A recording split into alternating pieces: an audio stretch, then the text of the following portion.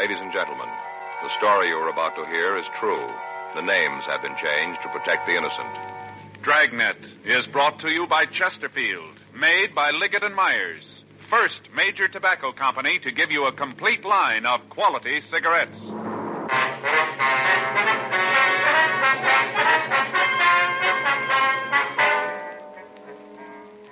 You're a detective sergeant. You're assigned to Bunko Fugitive Detail. An extortion ring is operating in your city. The victims are wealthy businessmen. The thieves claim they're policemen. Your job, check them out. Friends, this month's Chesterfield poster features the world's greatest golfer, Ben Hogan. Now, here's what he has to say about Chesterfields. I'm a Chesterfield smoker and have been for 7 years. The reason's simple. Chesterfield is the best for me. They're milder, and they taste great. Try them yourself. Take Ben Hogan's advice. Try Chesterfield, the only cigarette ever to give you proof of low nicotine, highest quality, and a proven record with smokers. Chesterfield, regular or king size, best for you.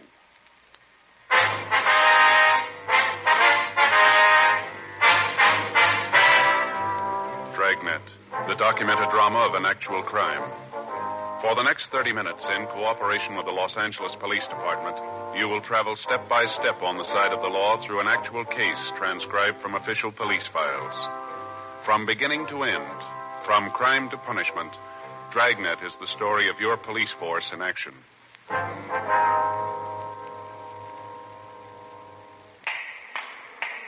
It was Tuesday, August 10th. It was warm in Los Angeles. We were working the day watch out of Bunko Fugitive Detail. My partner's Frank Smith. The boss is Captain Didion. My name's Friday. I'd spent the morning in court, and it was 11:45 a.m. when I got back to room 38. Bunko Division. Well, I'm telling you, you better do something about it. It's getting terrible when a citizen has a thing like this happen to him. All right, Mr. Mather. If you'll take it easy, tell me what happened. I got a lot of friends in this town. I happen to know one of the councilmen real well. If you don't clean this thing up, you're going to be walking a beat out in the plum thicket. Just a minute, Mr. Mather. Here's my partner. Now, if you'll tell us what happened, maybe we can help you out. Now, you don't need no partner. Just go out and arrest them fellas. Go get them. What's the matter here? This is Mr. Keith Mather, Joe. It's my partner, Sergeant Friday. How are you, sir? Now, don't you come around here trying to smooth things over. I'm not going to be happy till them hoodlums are in jail where they belong. I'm telling you the same as I told this fella. You do something about this, I'm going to take it to the mayor. What's the matter here, Frank? I don't know. Been trying to find out. Well, what you going to do about it? How about a cigarette, huh? Thank you. Here, I have a match. There you are. How about it? Sir? Well, how about it? What you going to do? Well, sir, if you'd start right at the beginning and tell us what this is all about, maybe we can give you a hand. Well, there isn't a shoe shine in the world that's worth $5. I don't care what kind of wax they use. Not for $5, no, sir. Shoe shine? Yes. They call it imported wax. Where they charge for it must be brought in from Timbuktu. Ridiculous. I'll get the report. Right. Take a match and light it, and they burn the edges of your shoe soles. Don't do nothing but smoke up your shoes, that's all. Just smoke up your shoes. A $5 hot foot. You want to give us your full name, sir? Keith Jefferson Mather. Now, right there on the street that threatened me. Where'd this happen, sir? Shoe shine stand, the corner of Main and Cola. Little place with pin-up pictures all over the walls. Never seen so many pin-ups. Mm-hmm. Do you know if they had a card showing the prices of the shines? Well, I didn't see one. All them pictures, hard to tell. Well, if you just tell us in your own words exactly what happened, will you, please? I was on my way to work. Had a very busy day, a lot of important appointments. I just parked my car and I was walking along and went by this place. A fella standing there asked me if I wanted to shine. Just so happened I did, so I climbed up in the chair. Well, I was sitting there reading the paper, and the man asked me if I wanted imported wax. I wasn't paying a lot of attention. I guess I said yes. Next thing I know, I think he's trying to give me a hot foot. I look down, he's got this big kitchen match out. He's burning the edges of my soles. Smoke coming up. I told him to stop it. I got down from the chair. I was plenty sore. You can just bet I was sore. Plenty. Yes, sir, we can understand. Well, I handed him $50. Figured that'd take care of the tip, too. Wasn't a very good shine. Come right down to it, a $50 was too much. All that smoke. Next thing I know, he said the shine was $5. $5! Almost climbed right down top of the place. Couldn't believe my ears. Can you imagine $5 for a shine? That's when the men got out of the car, did they? That's right. Them three fellas got right out. Say, how'd you know about that? Well, sir, this isn't a new operation. You mean tell me this happened before? Yes, sir. We get a couple of dozen complaints a week. We'll finish up this report, and then if you'll point out the place, we'll have a look. Then you can just start writing. I told you I had a lot of important appointments. I can't spend all day here. Can I see someone here, please? Yes, sir. You want to go ahead with this, Frank? I'll see what he wants. Yes, sir. Yes, sir. Could I help you? I want to give myself up. Sir? This is Bunko Fugitive, isn't it? That's what it says on the door. Yes, sir. That's right. I want to give myself up. I'm tired of running. I haven't got any place to go. Would you like to tell me what this is all about? I gave him every nickel I had. I haven't even got enough money to go home. All I want's enough to eat on and get back home. I gave him everything. I don't believe I understand you, sir. I gave him all the money I had. He said it'd be all right. Now, I'm broke, and I want to borrow enough to get home. Well, who are you talking about? Who'd you give the money to? Policeman. The man who'd walked into the office identified himself as Martin Dietrich. From the story he gave us, it appeared that he'd been the victim of a shakedown by a person or persons representing themselves as police officers. We turned the shoeshine parlor complaint over to one of the other officers for investigation, and then we took Dietrich across the street to the Federal Cafe. We sat down in a booth and ordered coffee while the victim had breakfast. He acted as if he hadn't eaten in several days. Frank and I waited until he finished, and then we started to question him. Now, if you'll just tell us what happened, Dietrich. Sure. I'm from Chicago. I work for a wholesale drug company back there, and I had to come out here on business. I got in last Saturday. That'd be August 7th, would it? Yeah, the 7th. I got in at 8:45 on the Super Chief. Well, I didn't have any business to do until yesterday, so I thought I'd look the town over, get settled, you know? Yes, sir. I didn't even have hotel reservations, so after I got off the train, I was waiting for my baggage to be checked through, and I went over to the coffee shop for some coffee. Sat down, started to read the paper, must have been there for about 15, 20 minutes when this guy came in and sat down next to me. Go ahead. He just sat there for a couple of minutes. I didn't pay any attention to him. Busy reading the paper, you know. Mm-hmm. Then he asked me for a match. I gave him one, told him to keep the pack. I remember telling him that. Next thing I know, we're in a big conversation. Turns out he's from Chicago, too. Did he tell you his name? He said it was Gabriel Bush. Told me he was in the wholesale liquor business. Said he was out here on a selling trip, checking up on the branch office. Well, I went right along with him. Seemed like such a nice fellow, well-dressed, cultured. Yeah, even knowing it, you sure wouldn't figure him for what he was. What was that, sir? A narcotic addict. You sure about that? Well, I should be. It cost me over $3,000 to find out. You want to go on, sir? We got a cab and went out to a big hotel on Wilshire. He had reservations there. He signed the card, and we went up the room. The way he acted, you'd never know anything was wrong, never even suspected. I see. Well, we no sooner got in the room than Gabe started to unpack his suitcase. Gabe? Yeah, Gabriel Bush. Oh, yeah. He told me to call him Gabe. Said he was named after a great uncle or something. Didn't care much for the name. I see. Go ahead, please. Well, he unpacked his bag, and I guess I should have noticed something then, the way he acted. How do you mean? When he took the stuff out of his bag, he acted like he didn't want me to see what he was doing. But he did it in a funny way, so I couldn't miss noticing it. You know what I mean? I think I do, yeah. Well, he went into the bathroom, stayed in there a couple of minutes, and then when he came out, he had his sleeve rolled up, had a piece of cotton on his arm, like when they give you a transfusion. You know, here? Yeah. He had this little leather case, and when he went to put it away, he dropped it. Spilled the stuff in it all over the floor.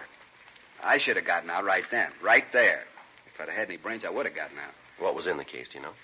All the stuff for taking narcotics, hypodermic needle, all that stuff. Now, what did he say when he dropped this?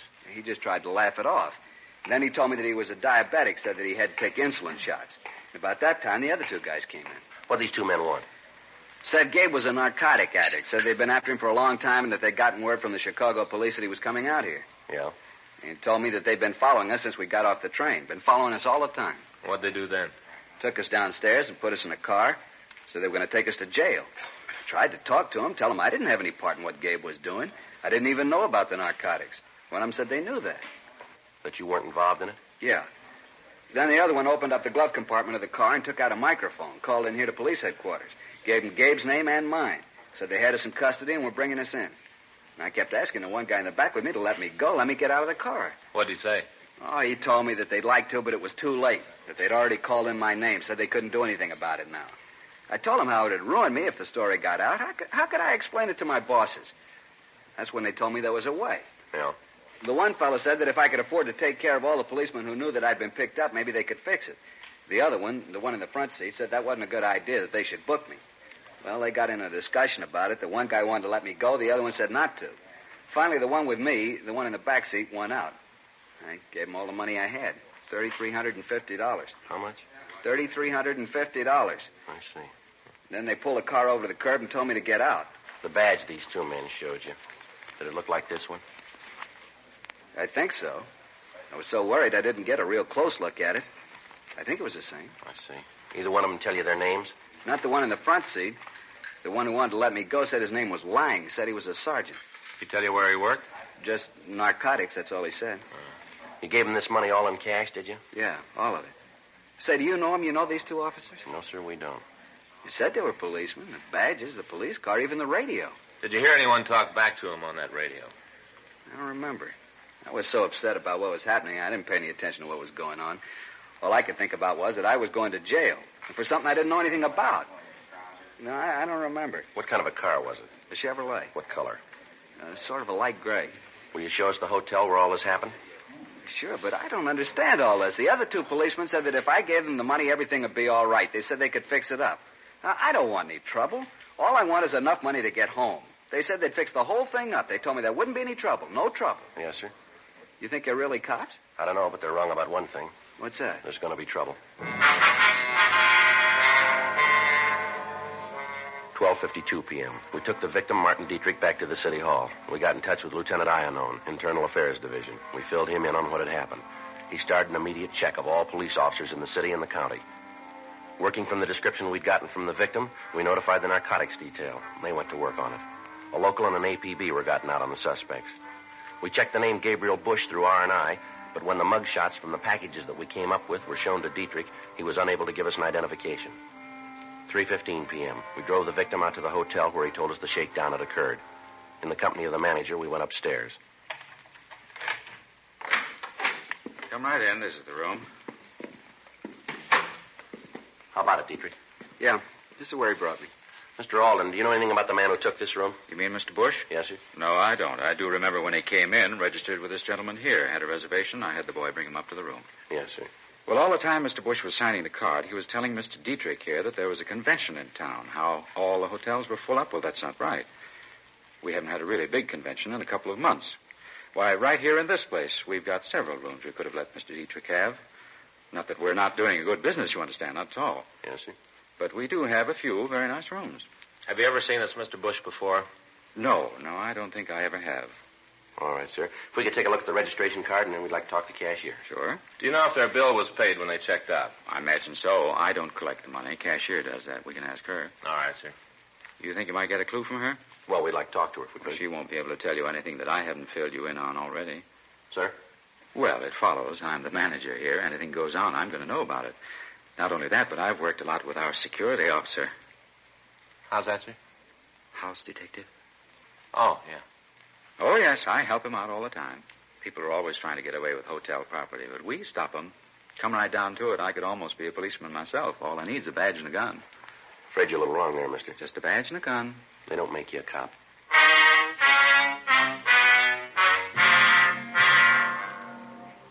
4:38 p.m. We talked to the cashier at the hotel. She told us that the bill for the room had been paid by Gabriel Bush at 2:15 the afternoon of the shakedown, 3 hours after Martin Dietrich had turned over all his money to the thieves. She told us that the bill had been paid with cash and that she could give us no further information on the man. We obtained the registration card the suspect had signed when he checked into the hotel. In the usual processing of the card by hotel employees, it had been handled so much that lifting fingerprints from it was impossible. The card was turned over to Don Myers in handwriting to be checked. 5:20 p.m. The victim started to look through the photographs of police officers. Lieutenant Iannone's preliminary investigation had failed to turn up any police officers who matched the description of the shakedown men. A check with the officers from narcotics detail netted us nothing. They were still checking their sources of information to help us in coming up with a lead. 11:16 p.m. We took the victim out for dinner, and then we came back to the city hall and continued to go through the pictures. At 1:26 a.m., he finished the last book without finding the men who'd claimed that they were police officers. We checked out of the office, and Dietrich spent the night at Frank's house. The following morning, Wednesday, August 11th, 8:04 a.m., Frank and I met with Captain Didion in his office. Well, where are you on it? Not too far, Skipper. What have you got? Well, we checked the files. We're pretty sure that they aren't policemen. How about narcotics? They come up with anything? Not yet. They're still working on it. You need any extra men? No, not right now. We might later. I got Johnny DeBetta standing by. You can use anybody else you need, but clean this thing up. Where do you go from here? Well, we're getting descriptions out to all the hotels, warning them about the racket, asking them to call us if this Bush guy registers again. Doesn't seem like you'll use the same name again. No reason not to, Skipper. He doesn't know we're on to him. I suppose so. I got an idea last night. Might work. At least it'd be something to start on. All right. Well, it figures that the only men who'll go for this dodge have got responsible positions in their hometowns. If they didn't have, they wouldn't care about being brought down here along with Bush. Is that right? Yeah, that follows. They got to be from out of town so the con men can get rid of them fast. Yeah. Now, this Dietrich, he was picked up in the Union Station, right? Yeah, that's right. And if you're going to pick your men up, that's the place to do it. Try to nail them while they're setting the mark. Yeah, it might work. Be better if one of us was the mark, though. That's what I had in mind. You got any good luggage, Joe? Expensive looking? Well, I got a set my mother gave me last Christmas. Looks pretty good to me. We'll try it then. Smith, you'll work with DeBetta. Keep a tail on Friday from the time he gets into Union Depot. Joe. Yeah. Here's the timetable. What? Tomorrow morning you start riding the train.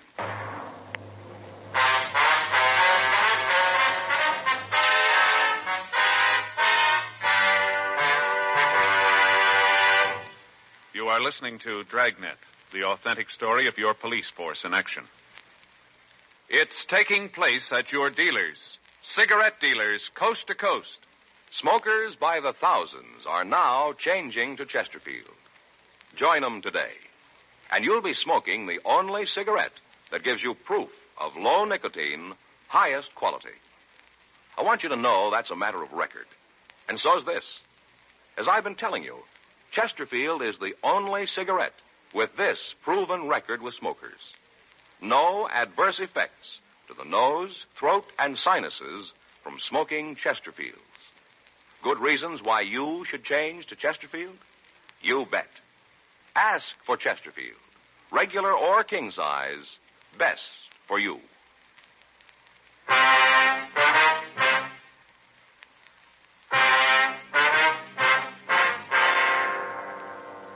The following morning, Thursday, August 12th, I drove out to Pasadena. At 8:12 a.m., I caught the train on its last stop before it reached the Union Depot in Los Angeles. At 8:45 a.m., the train pulled into the station. I got off, walked up the ramp into the terminal. From there, I walked over to the coffee shop and waited for over an hour. From where I sat, I could see Frank and Sergeant John DeBetta further down the counter. At the end of the hour, no attempt had been made to approach me, and we called off the operation for the day. While I was in the coffee shop, I watched for anybody matching the description of the suspect, Bush, but if he was there, we didn't see him. The operation was staged again for the next 2 days without results. On Sunday, August 15th, I went through the same procedure. After the waitress brought my coffee, I waited. 9:02 a.m. Mind if I sit down here? No, go right ahead. Here, I'll move my coat. I'll get it for you. You're not going to need an overcoat out here. Sure is hot. Yeah, I guess so. This is my first trip. Thought I'd bring one with me anyway. California weather, you know. Yeah, never know. Where are you from? Chicago? Want to take the chief in? Yeah. Just thought I'd have a cup of coffee before I start out to find a hotel. Yeah. Guess I had to introduce myself. I'm Gabriel Bush. Friends call me Gabe. Well, my name's Friday. Did you just get in, too? Yeah. I work for a wholesale liquor company in Chicago. It's a small world. Where are your offices? On State Street. We've got a little trouble with our West Coast office, so the boss sent me out to see if I can straighten it out. What are you doing here? Oh, just kind of business and pleasure. Mm-hmm. What line you in? Machine tools. Well, how long are you going to be in town? Well, as a matter of fact, I'm leaving Tuesday. That doesn't give you a lot of time here. You know anybody in town? No, sir, I don't. Not a soul. Where'd you say you're staying? Well, I'm not staying anyplace. I haven't got a place yet. Thought I'd go over to the Statler. Oh, you're not going to get in there. Matter of fact, you're going to have a rough time getting in any place. Oh, is that so? Yeah, there's a big convention in town. No rooms to be had. I made my reservation a couple of weeks ago, and the office out here took care of it. Oh, I didn't know it'd be that crowded. Should I tell you what? Yeah? Come on over to my hotel. You can park your luggage there, and I'll get in touch with a couple of friends here and see what they can do. Well, that's sure nice of you, but I don't want you to go to a lot of trouble. I'll find a place somewhere. It's no trouble at all. Can't let a fellow Chicagoan stand out in the cold. I'm sure the boys can find you a place. Now, you know I sure appreciate all this. I don't think anything about it. Who knows? Maybe you'll be able to do something for me someday. Yeah, maybe I can. We walked out of the terminal and we got into a cab. I could see Frank and DeBetta following us. The address Bush gave the cab driver was out on Wilshire. We pulled up in front of the place. We went in. The suspect signed the registration card and we went upstairs. All the time he kept up a running conversation about how difficult it was to get a hotel room. The bellboy left our bags in the room and asked us if we wanted them opened. Bush made it apparent to both the boy and to me that he was the only one who was going to open his own suitcase.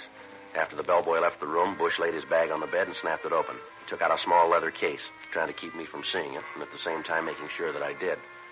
He went into the bathroom, and after about 2 minutes, he came out. He'd taken off his coat, and his left shirt sleeve was rolled back. He had a small piece of cotton on his arm. I feel a lot better now. What's the matter? Something wrong? Oh, no, nothing at all. You see, I'm a diabetic. I have to take insulin shots every so often. Oh, that's too bad. I'll get this back in my suitcase, and we can start looking for a room for you. Well, that's nice of you. Huh?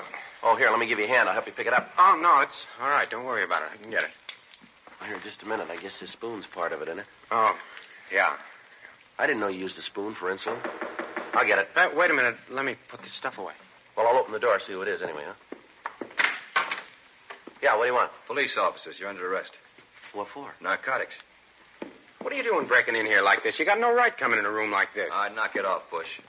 We've been after you for a long time. We finally nailed you, and I don't bawl about it. This other fella a cop, too? Yeah, this is my partner, Roger Silby. Now, listen, I had no part in this. I just met this guy. If you want him, okay, but don't tie me in with him, please. Too bad, mister. Get your coat.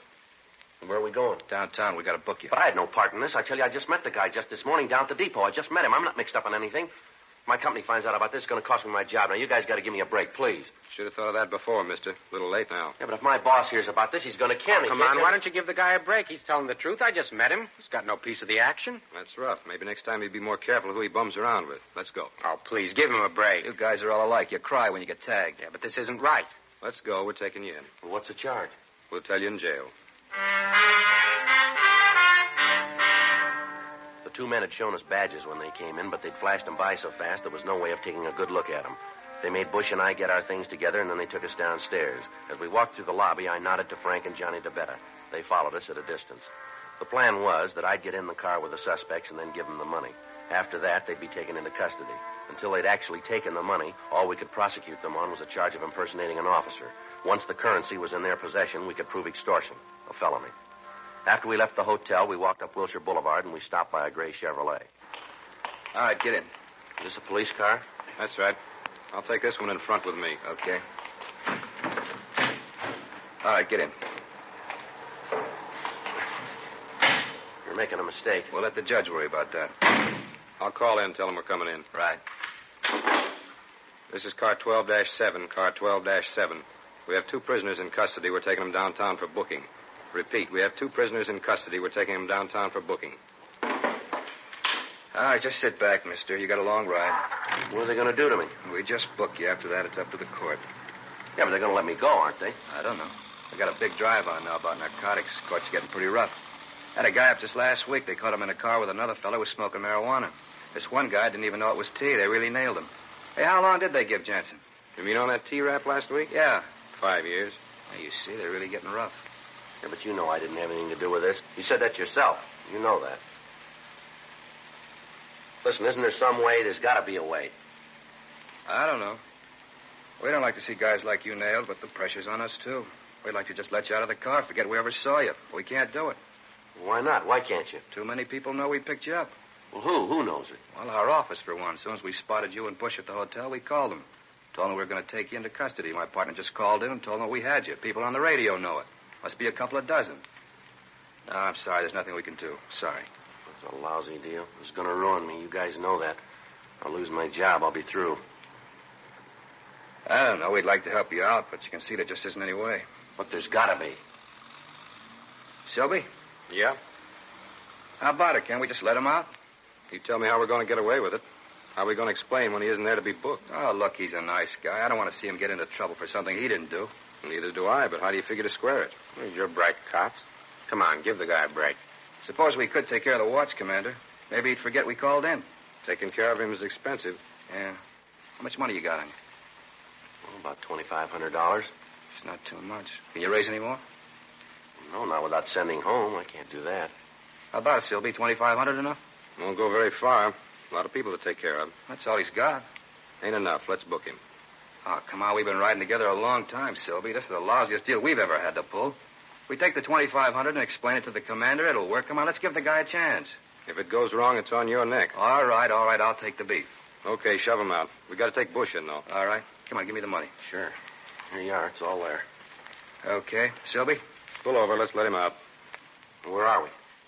4th and Spring. Would you mind dropping me off a couple of blocks up the street?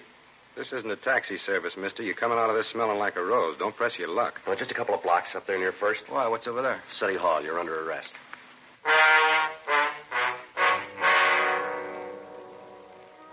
The three men were taken into custody, and then the marked money was booked as evidence. We got in touch with the victim, Martin Dietrich, and asked him to come down to the City Hall and give us an identification. He looked at the suspects and then stated positively that they were the men who'd shaken him down. That's them.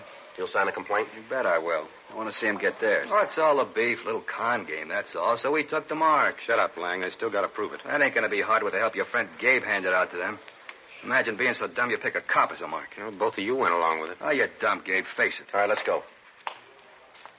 Come on, mister. Don't give me no orders, cop. You got me in custody, that's enough. Now don't order me around. I'll go when I'm ready. Come on, Lang. Hey, you know something, cop? I think I play the part better than you do. Now, I'm going to tell you something, mister. I want you to remember it. As a con man, you're a flop. You wouldn't know a mark if he came up and hit you right in the mouth. Besides being bad at that, you're a liar. The worst kind of liar. You go around telling people that you're a cop. You flash a tin badge and right off you're the law. You don't care what you do or who you hurt. I've been in this business a long time. I've seen a lot of 5'10s come across the desk here. Guys who take old women, cheap crumbs with a handkerchief switch in the smack game, but at least they don't try to hide behind a phony badge. We don't know how many people you pulled this cheap deal on, but we're going to find out. We'll get every name there is, and then we'll make you on all of them. I live in this town. I work here, and I like it. There are 4,500 men in the city who feel the same way, all cops. Men are trying to prove that the law's here to protect people, not to cut them down. They spend every day of the year making up a good score, and you come along and tilt it. Every one of those people you hit thinks he's been taken by a cop now. A cop whose hand was reaching for money that wasn't his. You keep wearing that grin, Lang. See if you can still make it when we turn the key on you. Now, let's go. You want to take him outside, Frank? I'll be right with you. Yeah, come on.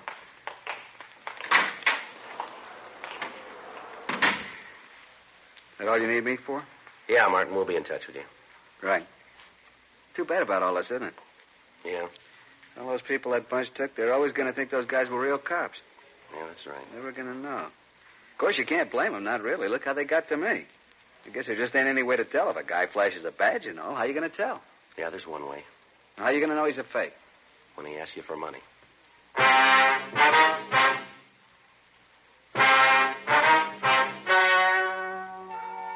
story you have just heard is true. The names were changed to protect the innocent.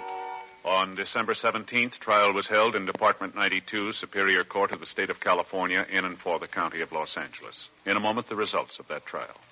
Now, here is our star, Jack Webb. Thank you, George Fenneman.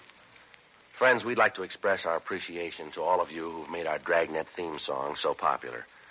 Whenever or wherever you hear it, we hope it'll remind you to try our Chesterfields, to join the thousands who are changing to Chesterfields and getting the one cigarette that's low in nicotine, highest in quality. Chesterfield. Best for me, best for you.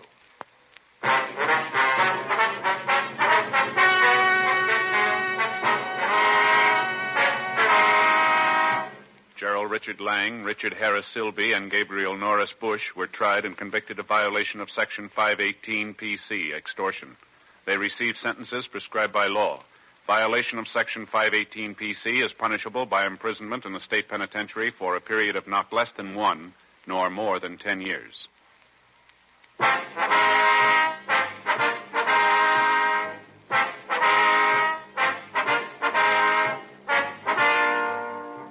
You have just heard Dragnet, a series of authentic cases from official files. Technical advice comes from the Office of Chief of Police W.H. Parker, Los Angeles Police Department. Technical advisors Captain Jack Donahoe, Sergeant Marty Wynn, Sergeant Vance Brasher. Heard tonight were Ben Alexander, Vic Perrin, Herb Ellis, Paul Richards. Script by John Robinson. Music by Walter Schumann. Hal Gibney speaking. Watch an entirely new Dragnet case history each week on your local NBC television station. Please check your newspapers for the day and time. Chesterfield has brought you Dragnet, transcribed from Los Angeles.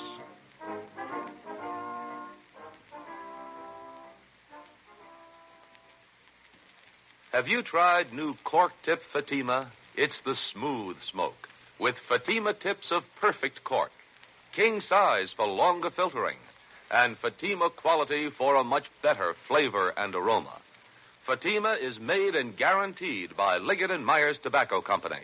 Try Fatima today.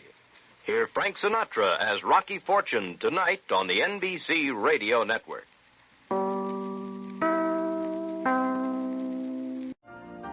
You've been listening to the OTR Gold Network. Find more classic radio at otrgold.com.